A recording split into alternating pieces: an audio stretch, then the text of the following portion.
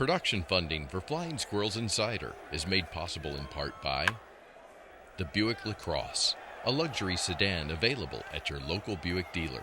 Experience Buick.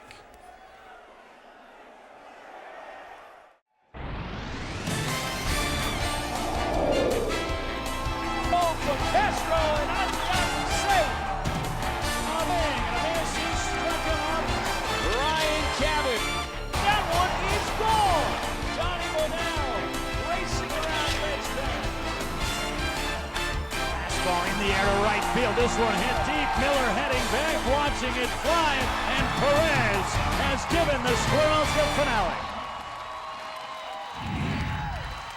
And hello once again, everybody. Welcome into Flying Squirrels Insider. John Laser is traveling with the Squirrels, and we will hear from him in just a bit.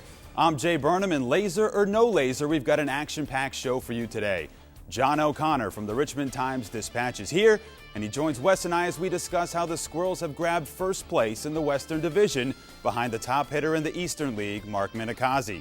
Then later on, San Francisco Giants coordinator of hitting instruction, Steve Decker, takes you on an offensive tour of the entire Giants system and gives you the scoop on not only the current Squirrels, but those who have made the jump to the big leagues and some that will be Squirrels in the future. However, we start today at the Diamond, where every day 30 players and coaches eat, live, work, and play baseball. We take you inside the Flying Squirrels clubhouse and let you see all that it takes to keep the Squirrels humming on the field. With the backstage pass to the Diamond and the home clubhouse, we go now to John Laser. Well, here we are outside the Flying Squirrels home clubhouse, and we wanted to give you an inside perspective of what life is actually like for the Flying Squirrels here at home. There's essentially 28 lockers. They're all the same. And you can see you've got to store a lot of different stuff as we come in here a little bit closer. Now you've got the red batting practice top, which the Squirrels are at the moment phasing out of their wardrobe because they've replaced them with these black batting practice tops. We've got the alternate vested top. This is the actual home traditional uniform for the Flying Squirrels, which they generally wear here at the ballpark. And then we've got the gray uniform, which of course the team will pack when they go on the road, which they will be when you're watching this edition of Flying Squirrels Insider. Here we are in the backside of the clubhouse. We just walked through the training room and we're into the Flying Squirrels weight room. When the Flying Squirrels moved here to Richmond, this actually didn't exist because the Richmond Braves did not have an on-site weight room. You thought it was bad growing up with a couple of sisters, or at least I did. Try showering with 25 different guys and trying to share the bathroom. Everybody ready to use the bathroom all at once after the ball game. Here it looks pretty good after the game. We'll see how it checks out. Here we are in the trainer's rooms. When you're dealing with this many guys and this many different ailments and sicknesses and anything else that might come up, as you can see, you've got any number of medications, ointments, lotions, you name it. Here we are in the Flying Squirrels kitchen. The guys are really on regimented diets as to what they can consume, particularly on game days. David Ryder will prepare both pregame and postgame meals, or spreads, as we call them. That's what it's more commonly known in baseball as the spread. Who's the biggest spread crusher on this year's team? Scott Schumann can crush a spread, and he does it kind of incognito. He will come in here and he'll eat a little bit and then he'll leave, but then he'll come back and more. He's in here maybe 4 or 5 times, and he doesn't call fourths or fifths. He just comes in here. Everything is very organized because we're taking a look at it early in the day. The guys haven't started to arrive here at the ballpark yet. Weight room was untouched. The training room was ready to roll. We don't have spread all over the place here in the kitchen, and the lockers are all back and in a kempt fashion at the moment. David, that's going to change here in a couple of hours. I want to talk to you about 2 challenges. One, the pregame, when the guys basically live here for the afternoon. They come in, they bring their lunch in, some eat, some bring their lunch in, some just come in and eat here. I have a spread for them. Then they just kind of meander about for 2 hours, 2.5 hours until pitchers go out first and stretch, then the hitters go out and they take BP.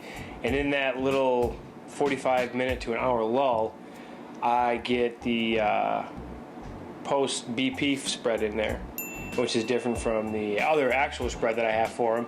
And I set that up, which is, I cut up fresh fruit for them, kind of clean up a little bit because it does get a little romper roomish out there. So let's read between the lines there what he said, meandering about or wandering about. That is code for making a mess, which is essentially what the guys are doing before the game. Okay, now after the game, the guys come in and it's somewhat of a whirlwind effect because they need to eat, they need to shower, they need to get changed. Their uniforms are all a mess now from having played the game, and they need to get out of here as quickly as possible because they've been here pretty much the most of the day. They come in, sometimes they have to lift. So those guys rush in to lift. Sometimes they rush in here, grab some food. It's put out very neatly. And then when it's done, it looks like a group of 8-year-olds have come in here. There's stuff all over the place. There's uniforms all over the place, and then they're showering. Sometimes there's soap fights. Some guys are slower, some guys are faster.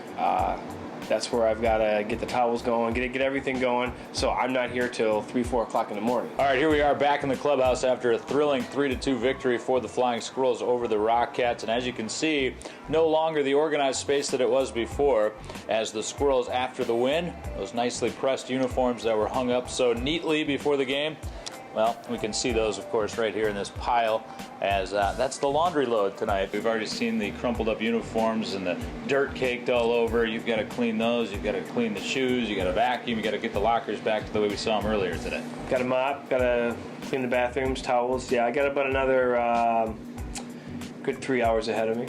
What time is it right now? It's about 12 o'clock, midnight here at the ballpark. So he'll be here deep into the night tonight. But, all right, let's pass out some awards as we look at this. Okay. Biggest spread crusher here tonight after the ball game. Mark Wagner. Oh, yeah? He had some of this, but then he had, I think, 6 pieces of raisin toast with peanut butter on there. And about 4 cups of milk.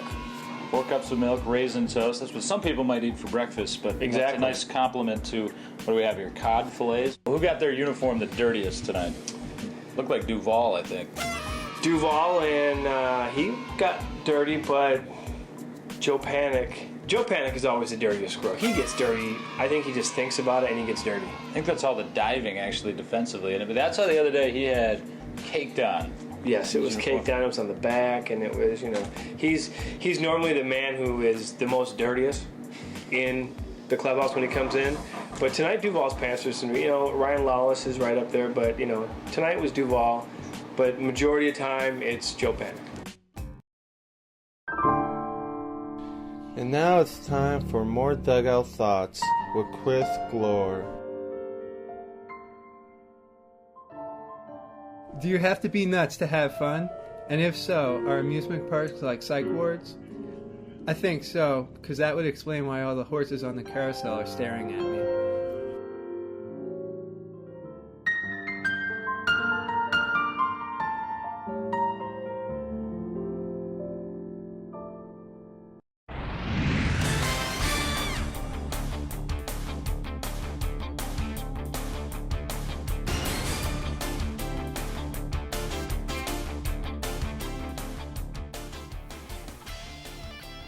And welcome back to the set of FSI. As you can see, we have a beautiful Buick Verano behind us. We'd like to thank our friends at the Richmond area Buick GMC dealers. And we'd also like to remind you, if you want to win free stuff, go ahead and text us at FSI to 44544. We've got a bunch of Flying Squirrels goodies to give away. Well, as the season has moved forward, last time, or at least a couple of times ago, we were discussing how the Squirrels have had a difficulty playing on the road. We'll get into that. And we've also upgraded. As you can see, I'm in the captain's chair in the place of John Laser when we brought back our good friend Wes McElroy at Sports Radio 910, and an additional piece here, our good friend John O'Connor from the Richmond Times-Dispatch. Gentlemen, thanks for joining us here today. Got it, buddy. John, thanks for taking the time.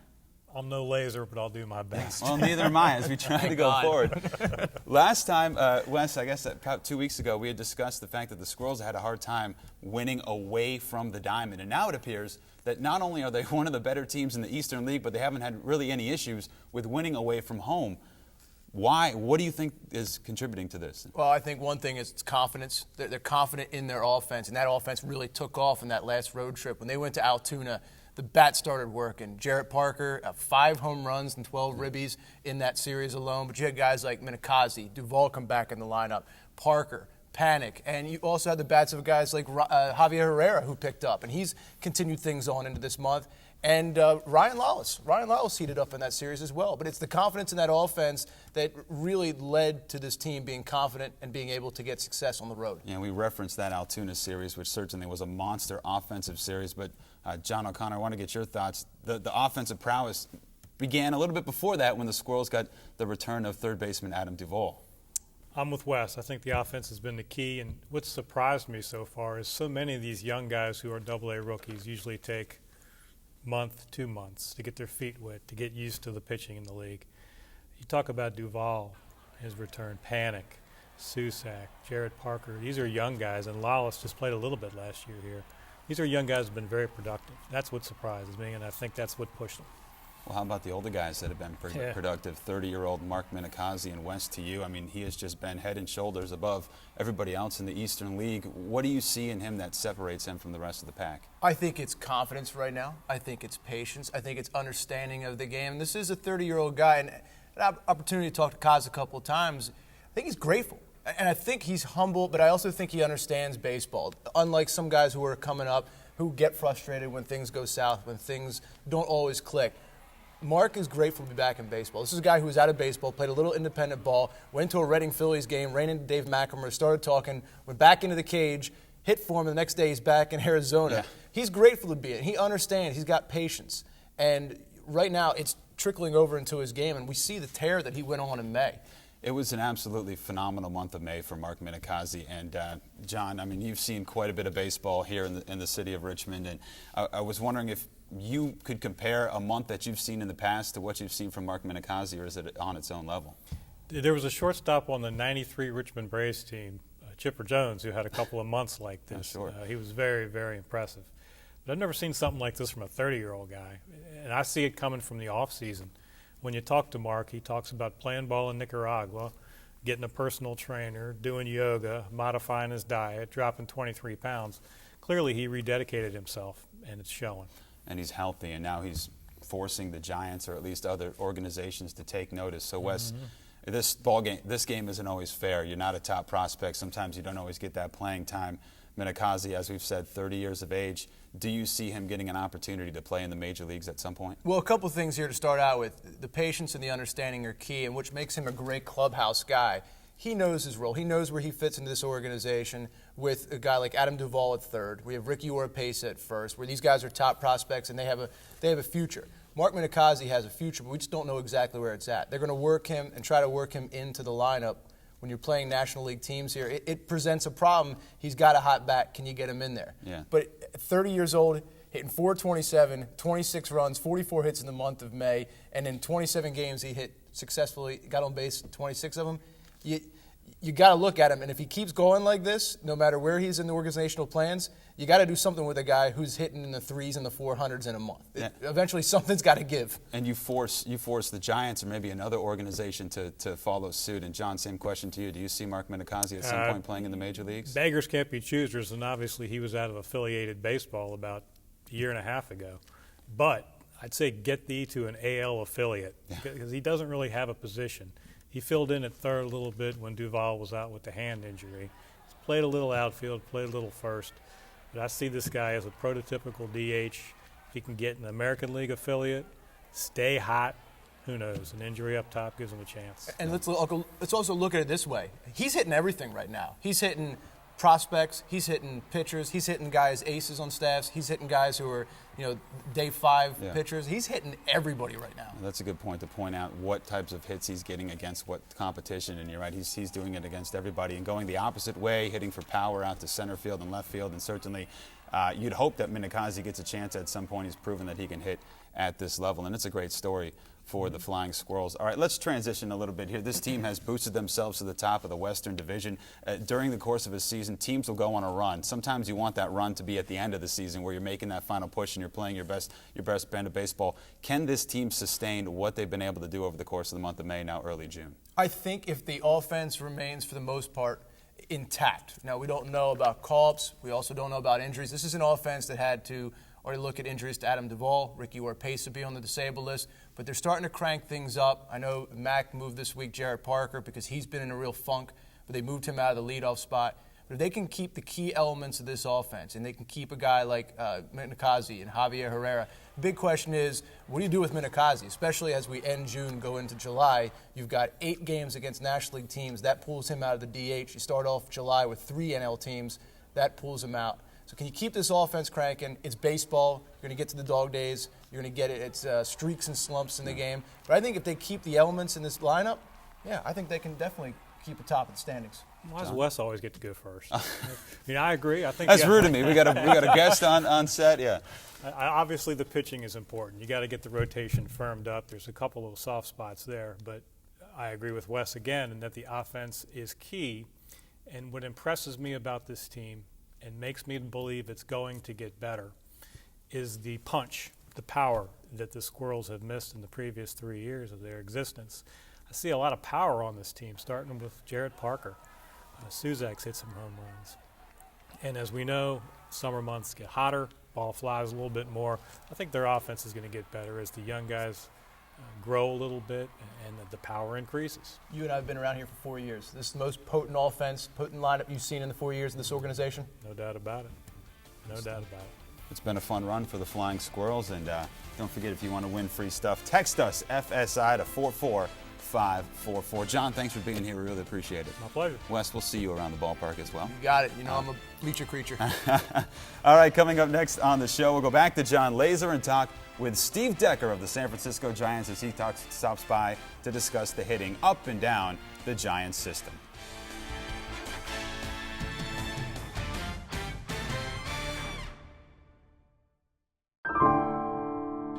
And now it's time for more Dugout Thoughts with Chris Glore. Wouldn't it be cool if we had a real bull in the bullpen? We could name him Ferdinand and give him flowers, and he would be our pet. We would feed him seeds and bubble gum, and hopefully he got strong enough that we could ride him to the mound. Silly Ferdinand, get out of the seeds.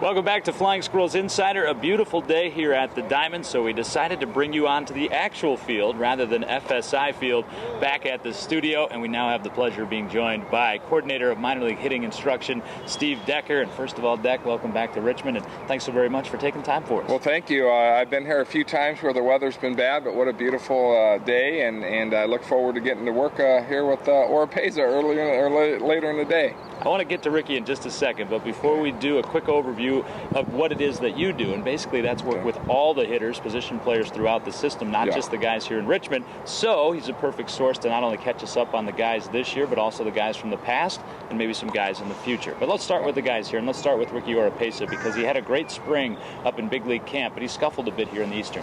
Yeah, well, you know, Laser, one of the toughest jumps for our organization is from San Jose to Double-A and then from Fresno to the big leagues. Statistically, over the last 15 years, we've been able to see that the pitching here in this league is outstanding, and guys really start learning how to pitch backwards. And so the different processes of how to become a good hitter. And Ricky's first full season last year was in San Jose, and really the process of getting into position to react to what you see, strategy, plan, what's the pitcher's doing to you, how are you able to adjust to what they're doing to you. And it's a big jump, and sometimes it's a slower learning curve for certain guys. And right now, Ricky got off to a little bit of a slow start, but we plan on fixing that. And again, in player development, we're not so concerned if a guy's developing an A-ball, Double-A, Triple-A, where he's at, just as long as he's getting better. The players get more wrapped up in that than we do. The bottom line is there's two levels, the minor leagues and the big leagues. And so with Ricky's swing today, what we're going to be working on is his strike zone awareness and his ability to be direct to the ball, short to the ball, basically react to what you see. Well, you mentioned that Ricky Oropesa up here for the first time, and we've seen that historically where Giants prospects in other systems have struggled making this jump. However, a couple of guys that have gotten off to a great start here for the Squirrels, Adam Duvall and Joe Panik, how far advanced have they become? How impressed have you been with it? Well, you're talking about two of the guys that were our two top productive hitters in the minor leagues last year. Adam Duvall's probably one of our top power right-handed guys that when you make a mistake to him middle in, especially elevated middle in, he can his power what plays in San Francisco. He's got a great top hand, and he pulls the ball, pulls the breaking ball, and is able to use the middle of the field. Last night he struggled a little bit, but again, another guy who has a lot of good upside, a lot of tools, and our job is to develop them within a shorter time period than a longer time period. A guy like Joe Panik is he's a true professional. As soon as we got him out of college, I mean, this guy does multiple things correctly. He situational hits. He'll hit for power every once in a while, mainly gap power, but some power. Can lay down a sack bunt. He knows how to play the defensive side of the game. He knows how to base run. Now, you're not going to walk into the ballpark and say, this is your top prospect because of the way he runs, because of the way he throws, because of how he looks in the uniform. But this guy knows how to play the game of baseball, and he can help you win games. And so we quote-unquote that a true baseball player. He's not an athlete that's getting his way to the big league. So, a couple young guys, and to be honest with you, part of their success is the fact of you got guys like Javier and Minicozzi that can protect them and make pitchers pitch to them and not trick and not pitch behind. So all in all, the way the system works is we have some of these older guys in there to protect so that we can help advance. Joe Panik I see as a future starter in the big leagues at second base. He has that skill set. Now he's got to earn his way there and produce. And then an Adam Duvall is more of a tools guy that you say, well, the raw power really plays. Now can we make him a defender? Can he run the bases adequately? Can we improve his arm accuracy? All these other things to make him a whole National League style player. Well, let's move on to some guys that have been here in the past and now make up the core of the Fresno Grizzlies. And I start with Gary Brown. We saw him get off to somewhat of a slow start, feast in the middle of the year, and it seems like he's doing that again up in Fresno. Yeah, I tell you what, AAA is they're a league. I mean, you start getting into the scouting. When you play a team and they go, okay, this is how we're going to get this guy out, the whole pitching staff can do it. It's not a situation where you're playing more to the strength of the pitcher and then we'll adjust to that. They're going to go after what you can't do. And believe it or not, Gary's the only part of his game that's really struggling is his batting average. Productivity-wise, he's in the top 10 in our system. So when he gets on base, somehow he knows how to score. He brings defense to the game, and it's just him learning how to make the adjustments. His overall total of minor league at-bats, this is his third full season. He's never, like you said, last year he got off to a slow start, but didn't struggle. 280 isn't a struggle through AA. But this year he's going to have to make some adjustments come the second half, work a little bit more to the inside of the ball, and start to say, this is what they're doing to me, I need to make an adjustment. All in all, the kid has a lot of upside. We've had other guys up there that are doing great right now. Juan Perez is done outstanding. He's actually playing third base and shortstop. He was our best outfielder in the minor league system last year. But that's his value to be a super utility player is I tell you what, I couldn't be more happy for that guy. And he's hitting over 300. One other name that we know well here in Richmond, he was here a couple of years and he made big adjustments, Roger Kieschnick, also now up in Fresno. What are you seeing from him? How close might Roger be to San Francisco? Well, it was unfortunate last year he ran in the wall and broke his shoulder, and he came back to spring training with a little less upper body strength, which I think has affected his power numbers a little bit. But the adjustment that he made going into AAA and to be open-minded and to be able to say, okay, I do have a weakness, I do have a hole, what do I need to adjust? And I think when he got hit, he was hitting 340, 350 with huge power numbers, leading our organization in production. And this year he's right around 300 again. The league knows him. He's built up a rep, so he gets pitched backwards a little bit. But all in all, if I can simplify anything for the fans, if you can hit a fastball and you can hit it good, you're going to get to the big leagues. Now, broadening that out a little bit, now we talk about strategy. Now we talk about how they're pitching. What does the scoreboard say? What does my team need me to do in this situation? That's the development of helping us win at the major league level, especially in San Francisco when they're close ball games. We're just about out of time for this edition of FSI, and again, thanks for the time from Steve Decker, coordinator of minor league hitting instruction. But real quick, Deck, before we let you go, and I know you're actually got to go out of town here tomorrow, what might the Squirrels fans be seeing over the next couple of years in terms of some of the younger guys, the Mac Williamsons of the system? Well, I tell you what you're going to see. I know I'm the hitting coordinator, but you're going to see some young arms coming up that are the real deal, that's for sure. But Mac Williamson's a big, strong corner outfielder. Angel Villalona probably has the best skill set upside of anybody in our system. He has a chance to be a productive major league hitter and plays an outstanding first base. He's, for me, our top offensive guy. We have a shortstop in Augusta by the name of Matt Duffy and a shortstop in San Jose by the name of Kelby Tomlinson. And we got some young players, Mitch Delfino, a third baseman, coming up. And I'm sure I'm missing on a couple other guys out there, but we got some young players. But again, this is always a tough call, Laser, of when is a guy ready to make that jump from San Jose to AA and succeed. And Richmond's not the easiest place in the world to hit. I know now with the glare in the outfield early in the games, with the way the ball carries here, it is a fast infield. There's no reason not to hit 300. But at the end of the day, some of our power hitters' numbers will be affected when they come here. But that's part of the deal. It's going to be the same way in San Francisco. It's not the easiest place to broadcast either, because you've got to hang out with Parney all the time. Deck, thanks so much, man. It's always great to see you. Thanks for taking time for us. I appreciate you having me on the show. Thank you. Giants coordinator of minor league hitting instruction, Steve Decker. He knows the system up and down. We always love to get his thoughts on all the guys. But that's going to do it for us today on FSI. Sorry once again, the team's out on the road, but we'll be back with you in studio on the next installment. But for Jay, Wes, and the rest of the crew who dutifully came in and made this another show to remember, my thanks. We'll talk to you again as FSI returns.